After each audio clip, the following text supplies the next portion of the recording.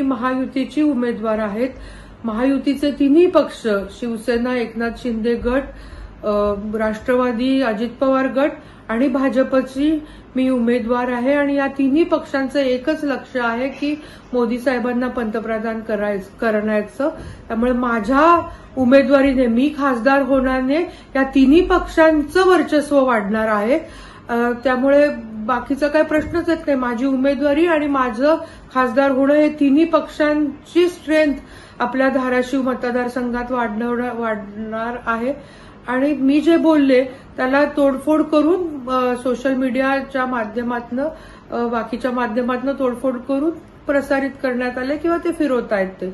आणि राजाभाऊ राऊतांसारखे भावासारखे एक खंबीर नेतृत्व तिथले आमदार बार्शीमध्ये जेव्हा माझ्या उमेदवारीच्या पाठीशी आहेत, तेव्हा तिथं मला ते निवडून देतील असं, म्हणजे 100% जास्तीत जास्त विजयी मताने निवडून देतील हेच मी तिथं बोललेले होते. पण त्या दोन्हीचं कनेक्शन करून हे तोडफोड करून हे प्रसारित करण्यात आलेलं आहे.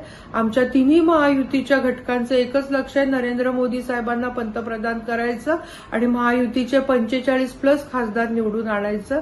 हे तिन्ही युतीमध्ये खडा टाकण्याचं काम या अशा खोडकरपणामुळे होतंय. एबीपी माझा, उघडा डोळे बघा नीट.